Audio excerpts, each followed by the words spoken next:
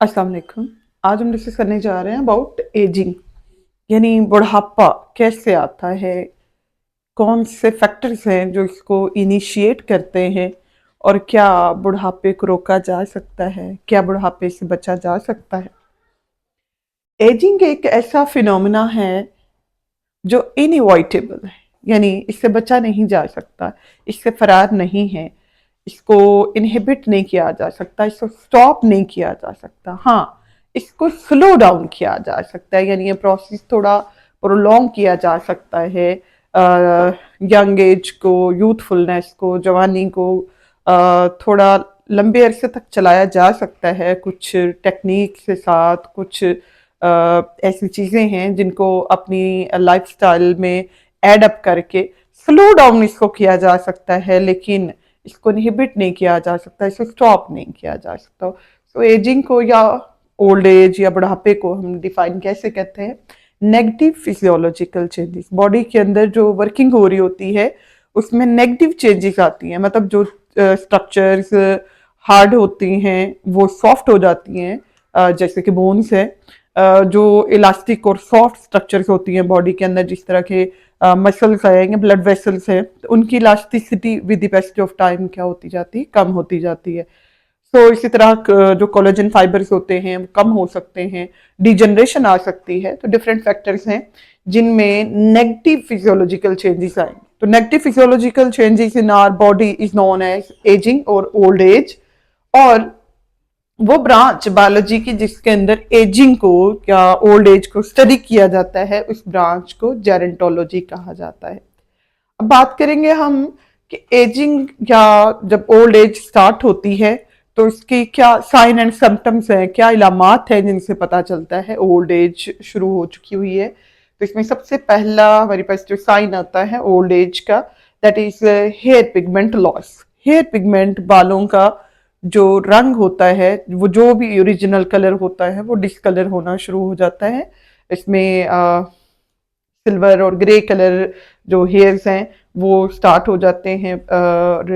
Loss of hair pigment जो original है, चाहे वो रेड था, चाहे ब्राउन कलर था ओरिजिनल, ब्लैक हो, जो भी जो है ना वो नेटिव जो कलर किसी भी इलाके का होता है, वो हेयर पिगमेंट लॉस हो जाएगा।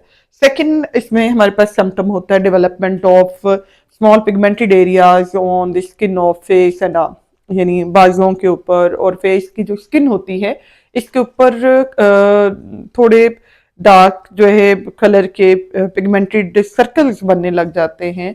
इसमें जो है पिगमेंट वाले एरियाज जो है डेवलप होना शुरू हो जाते हैं। थर्ड, इसमें ड्राइनेस आ जाती है, स्किन खुश्क हो जाती है बिल्कुल। अगर किसी भी हम एक ओल्ड जो है पर्सन को देखें, हमारे रिलेटिव्स में से, हमारे नाना नानी दादा दादी में से, तो उनकी स्किन और जो अंडर 30s हैं, अंडर 40s हैं, अंडर 20s हैं, उन लोगों की स्किन के अंदर बहुत डिफरेंस होता है। तो स्किन की जो ड्राइनेस है ये भी एक साइन है ओल्ड एज का। फोर्थ पे हम लेते हैं रिंकलिंग ऑफ स्किन, यानी जिल्द के ऊपर झुर्रियां पड़ना शुरू हो जाती हैं, जिल्द स्मूथ नहीं रहती, स्किन बिल्कुल स्मूथ नहीं रहेगी और ये स्मूथनेस के अंदर रिंकल्स बनने लग जाएंगे, झुर्रियां पड़ने लग जाएंगी। तो ये फोर्थ हमारे पास सिम्टम होता है। फिफ्थ में हम लेते हैं लॉस ऑफ एजिलिटी, यानी चुस्ती और फुर्ती बॉडी के अंदर ये कम हो जाती है। जिस तरह इंसान भाग भाग के काम कर सकता है यंग एज के अंदर, ओल्ड एज में उस तरह की चुस्ती और फुर्ती कायम नहीं रहती है, वो लॉस ऑफ एजिलिटी कहलाता है। देन हमारे पास है increase weight due to fat accumulation. Fat जमा होने लग जाती हैं, जैसे जैसे उम्र बढ़ती है, उम्र गुजरती है, तो फैट्स डिपॉजिट होती जाती हैं with the passage of time. Gradually fats के जमा होने से बॉडी वेट इंक्रीज कर जाता है। सेवंथ हम लेते हैं पुअर विजन, यानी जरूरी नहीं होता कि जो इसमें जो है वो सिम्टम्स हैं वो उनमें कोई एक आध मौजूद है। जिस तरह के आजकल बहुत यंग एज में भी बच्चों को ग्लासेस लगे होते हैं, और इसी तरह बहुत कम उम्र बच्चों में 14-15 साल के बच्चों के बाल भी सफेद होना जो है ना शुरू हो जाते हैं। तो कोई एक आध जो सिम्टम है वो डेविएशन की वजह से वो न्यूट्रिशन और उसमें स्ट्रेस और इसी तरह जेनेटिक कुछ म्यूटेशन है जो इन चीज़ों को काज कर रही होती हैं। बहरहाल पुअर वीएन नॉर्मली क्या एक सिम्टम है, एक साइन है ओल्ड एज का, कि बुढ़ापे में जाके नजर कमजोर हो जाती है। फॉरगेटफुलनेस से चीजें भूल जाती हैं। बड़े लोगों को, उम्र रसीदा लोगों की जो याददाश्त होती है वो कम होने लग जाती है। भुलक्कड़पन की बीमारी उन्हें लाक हो जाती है, चीजों को जल्दी भूल जाते हैं, वो याद नहीं रखते। और ये चीज भी अक्सर देखने में आती है कि बड़ी उम्र के लोग एक ही बात को बार बार दोहरा रहे होते हैं और यंग पीपल उसमें इरिटेट भी हो रहे होते हैं कि ये बात अभी तो की थी और दोबारा ये बात कर रहे हैं। लेकिन उसमें रीज़न क्या होती है, एक्चुअली उनमें ये फॉरगेटफुलनेस नेचुरली उनके अंदर डिवेलप हो रही होती है। सो वो बात कही हुई, अपनी कही हुई बात को वो भूल जाते हैं कि हमने ये बात कही थी या हम ये बात पहले कह चुके हैं। तो उसको, और समटाइम ये होता है कि वो बात उन्होंने कही भी नहीं होती और उन्हें लग रहा होता है कि मैंने ये बात कह दी थी, चूंकि वो भूल चुके हैं कि कही थी या नहीं कही थी, तो वो इंसिस्ट भी कर सकते हैं इस बात पे कि ये बात मैंने कही है। बहरहाल ये है जी फॉरगेटफुलनेस, ये भी एक साइन एंड सिम्टम है ओल्ड एज का। जनरल वीकनेस है बॉडी के अंदर, ओवरऑल जो बॉडी की जो फंक्शनिंग है, बॉडी की जो वर्किंग है, उन सब के अंदर जो वीकनेस आ जाती है जैसे जैसे उम्र गुजरती है। Decrease body immunity, old age के साथ ही बॉडी की जो इम्यूनिटी है, जो जिस्म की कुव्वत मुदाफ़त है, वो भी कम हो जाती है। तो हमारे ये मुशाहिदे में है ये बात कि बच्चे और बुजुर्ग दोनों ही जल्दी बीमारियों की लपेट में आते हैं, चाहे मौसम बदलने की मतलब सूरत हाल हो या वैसे ही किसी भी डिजीज का आउटब्रेक हो। जैसे रिसेंटली ये कोरोना की लहर गुजर के गई है, तो उसमें भी स्पेसिफिकली ये कहा गया था कि बच्चों और बूढ़ों को ख़ास तौर पे इससे महफूज रखा जाए, क्योंकि उनका इम्यून सिस्टम इतना स्ट्रोंग नहीं रहता, बच्चों का भी स्ट्रोंग हुआ नहीं होता, और ओल्ड एज के अंदर जाके with the passage of time immune system क्या होता है, वीक होना शुरू हो जाता है। तो बॉडी इम्यूनिटी भी डिक्रीज हो जाती है। डी जनरेशन हो सकती है ऑर्गन्स और टिश्यूज की, कुछ बॉडी ऑर्गन्स डी जनरेट हो सकते हैं। लाइक काफ़ी केसेस में ही देखने में आता है कि बड़ी उम्र के जो लोग हैं उनकी कुव्वते समात भी मुतासर हो रही होती है, सुनने में भी उनको मसाइल होते हैं क्योंकि डिजनरेशन आ रही है टिश्यूज की, ऑर्गन्स की। इसी तरह डिजनरेशन हो सकती है कार्टिलेज की। जब कार्टिलेज डिजनरेट होती है तो जनरली कार्टिलेज ने जो बोन्स के एंड्स होते हैं, यानी जितने भी हमारे जोड़ होते हैं उनके किनारों के ऊपर कार्टिलेज की कवरिंग होती है। तो ये कार्टिलेज जब कम होने लग जाती है, डिजनरेट होने लग जाती है, तो बोन्स के दोनों एंड एक दूसरे के साथ स्ट्राइक करते हैं, एक दूसरे के साथ फ्रिक्ट करते हैं, उनमें रगड़ आती है, जिसकी वजह से जॉइंट का प्रॉब्लम उन्हें हो सकता है। सो आर्थराइटिस हो सकती है degeneration of organ and tissues की वजह से। समटाइम उनमें क्या होता है, आर्टेरियोस्क्लेरोसिस शुरू हो जाएगी। आर्टेरियोस्क्लेरोसिस क्या है, जो ब्लड वेसल्स होती हैं, नॉर्मली जितनी भी ब्लड वेसल है, चाहे आर्टरीज को ले लें, वेन्स को ले लें, कैपिलरीज को ले लें, तो उनमें इलास्टिसिटी होती है। उनकी जो सेंट्रल लेयर्स होती हैं, ट्यूनिका मीडिया की बात करें तो उसमें क्या है, लचक है, उसमें इलास्टिसिटी है, ब्लड का फ्लो हो रहा होता है और उनमें लचक होती है। लेकिन जैसे जैसे उम्र गुजरती है तो इसके इनर जो लाइनिंग होती है ब्लड वेसल की, वहां पे मटेरियल डिपॉजिट होना शुरू हो जाते हैं, उसमें फैट्स की डिपोजिशन शुरू हो जाती है। तो जितना ये फैट्स वगैरह डिपॉजिट होता जाएगा उतनी ही जो ब्लड वेसल की वॉल्स होती हैं वो हार्ड होने लग जाती हैं। तो इसी को आर्टेरियोस्क्लेरोसिस कहा जाता है। समटाइम ये हार्डनेस इतनी ज़्यादा आती है कि ब्लड वेसल ब्रेस्ट भी कर जाती हैं, रप्चर भी हो जाती हैं, फट भी जाती हैं। जिस तरह हम देखें कोई भी जो पाइप होता है, पानी का पाइप है, जब वो नया होगा तो उसमें बहुत लचक होगी, और जैसे जैसे वक्त गुजरता जाता है उसके अंदर मटेरियल डिपॉजिट होते रह जाते हैं और वो हार्ड होना शुरू हो जाता है, और अक्सर जगहों पे वो फट जाता है, उसमें से लीकेज पानी की शुरू हो जाती है। कुछ ऐसा ही नेचुरल एक सिस्टम चल रहा होता है ब्लड वेसल का, इनमें इलास्टिसिटी होती है नेचुरली, और with the passage of time जो मटेरियल है और स्पेशली जो फैट्स वगैरह हैं, कोलेस्ट्रॉल है, ये डिपॉजिट होता रहेगा ब्लड वेसल के अंदर साइड पर, और उनको हार्ड कर देता है। तो हार्डनिंग और blood vessel is known as arteriosclerosis. Blood clotting हो सकती है कोरोनरी आर्टरीज के अंदर। कोरोनरी आर्टरीज वो आर्टरीज हैं जो ब्लड की सप्लाई देती हैं हमारे हार्ट को। तो हार्ट को सप्लाई देने वाली जो वेसल्स हैं, इनके अंदर अगर ब्लड क्लॉटिंग हो जाए तो इससे हार्ट अटैक हो सकता है। तो जैसे जैसे उम्र बढ़ती है वैसे वैसे इसके चांसेस ज्यादा होते जाते हैं। नेक्स्ट इसमें हमारे पास मैकेनिज्म ऑफ एजिंग है। ओल्ड एज या बुढ़ापे का जो मतलब अमल है, ये एग्जैक्टली कैसे शुरू होगा ये तो प्रोसेस अननोन है, बट इसमें कुछ फैक्टर्स हैं जिनकी वजह से ये नेगेटिव फिजियोलॉजिकल चेंजेस बॉडी के अंदर आती हैं। तो 3 इसके डिफरेंट हम इसमें रीजंस लेंगे जिनकी वजह से एजिंग का फिनोमेना शुरू होता है। सबसे पहले इसमें लिमिटेड नंबर है माइटोसिस का। हर जो सेल है इसने कितनी दफा डिवाइड करना है, कितनी दफा वो माइटोसिस करेगा, इसका नंबर एक मखसूस नंबर है। और वो मखसूस नंबर तक जब सेल डिवाइड कर चुके होते हैं तो वो फर्दर डिवाइड नहीं कर सकते। जब सेल्स और सेल्स के कॉम्बिनेशन से टिश्यूज बन चुके हों, ऑर्गन्स फुली ग्रोन हो चुके हों, तो इसके बाद एक मखसूस नंबर तक सेल डिवाइड कर सकते हैं। वो लिमिटेड नंबर है जहां तक उन्होंने डिवाइड करना है। जब इस स्पेसिफिक नंबर को सेल्स अटेन कर लेते हैं तो इसके बाद फर्दर डिवाइड नहीं कर सकते। जब सेल्स फर्दर डिवाइड नहीं करेंगे तो इसका मतलब है वो नए सेल नहीं बनेंगे। और जब नए सेल नहीं बनेंगे तो इसका मतलब ये है कि अब जितने सेल हैं या तो वही रहेंगे, और उन सेल्स में अगर सेल डेथ शुरू हो जाए तो फिर इसमें ज्यादा जो है ना वो प्रॉब्लमेटिक होता है। लाइक इसमें हम ले सकते हैं लिमिटेड नंबर ऑफ माइटोसिस में जो है जब नर्वस सिस्टम प्रॉपर्ली डेवलप हो जाता है तो इसके बहुत सारे न्यूरॉन्स की with the passage of time death हो जाती है। तो जैसे जैसे उम्र बढ़ती है तो बहुत सारे बॉडी के अंदर जो सेल हैं प्रोग्राम्ड सेल डेथ के थ्रू उनका नंबर डिक्लाइन होने लग जाता है, नंबर कम होने लग जाता है।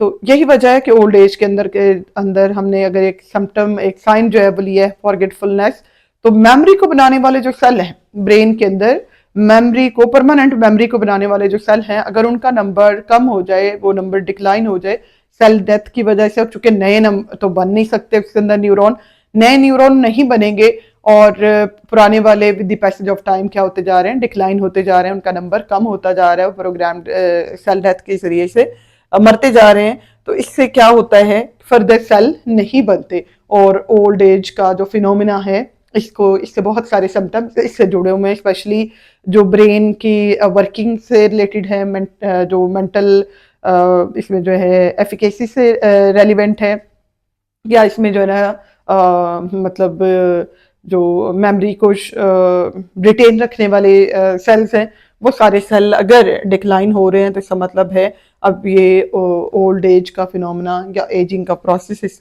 इसको शुरू करने के लिए एक ये वजह भी बनती है, limited number of mitosis. Second इसमें हम लेते हैं स्पॉन्टेनियस म्यूटेशन। म्यूटेशन कहते हैं चेंज इन डीएनए को, और स्पॉन्टेनियस म्यूटेशन एक ऐसी म्यूटेशन होती है, ऐसा चेंज आता है डीएनए के अंदर जो खुद ब खुद होता है। मतलब वैसे तो इसको कॉज भी, म्यूटेशन को कॉज भी करवाया जा सकता है स्पेशल रेडिएशन की मदद से, जैसे एक्सरेज हैं और जो आयोनाइजेशन काज जो है कर सकती हैं।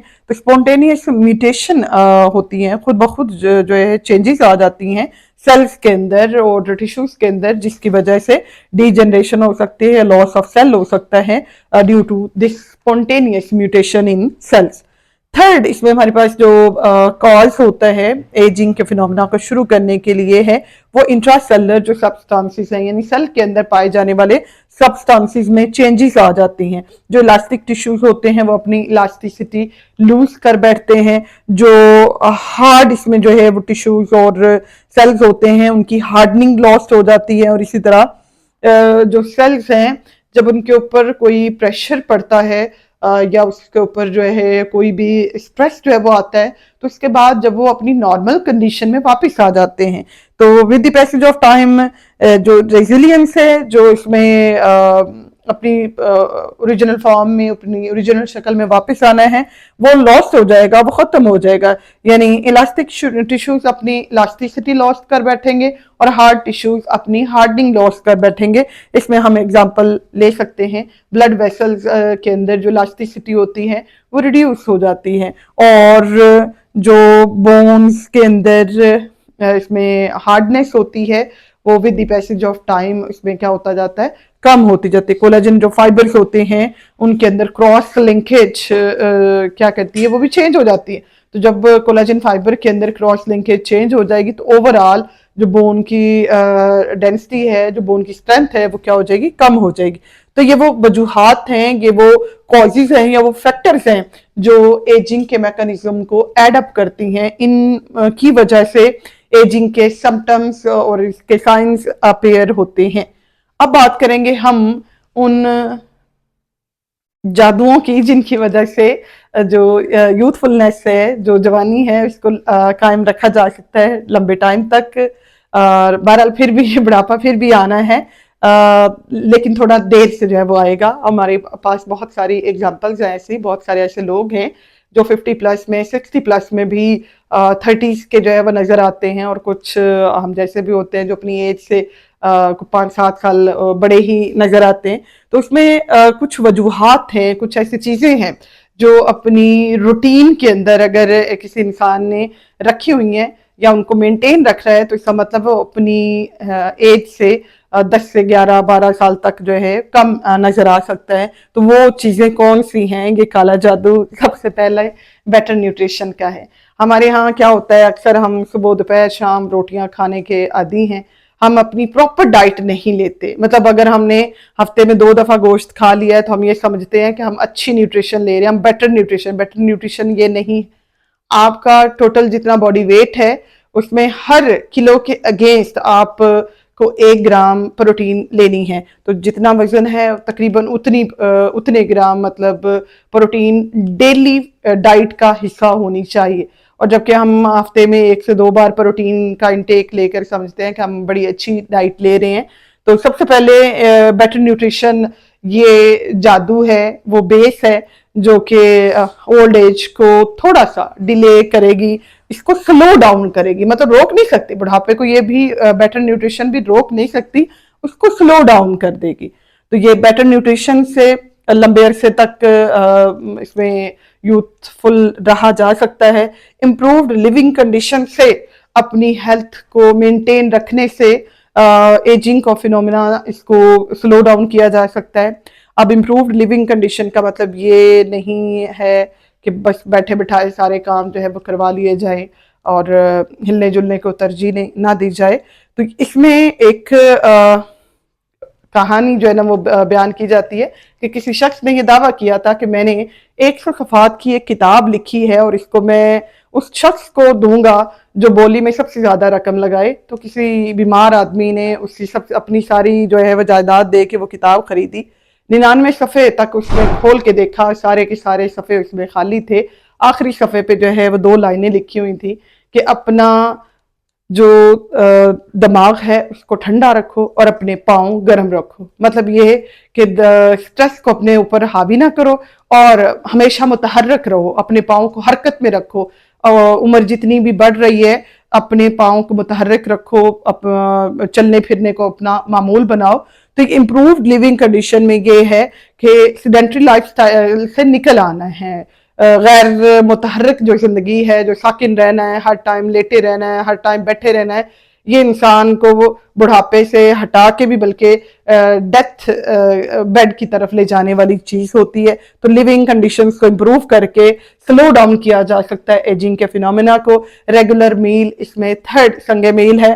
रेगुलर मील का मतलब है कि खाना प्रॉपर और वक्त पे जो है वो खाया जाए, रेगुलर एक्सरसाइज की जाए। कोई भी चीज़ है, चाहे वो वॉक हो, चाहे वो कोई एक्सरसाइज हो 2 मिनट की, 5 मिनट की, 10 मिनट की, वो हमेशा जो है अपनी लाइफ का अगर हिस्सा बनाया हुआ है तो इससे एजिंग को स्लो डाउन किया जा सकता है। 5वां इसमें जो जादू है वो एडिक्वेट स्लीप है।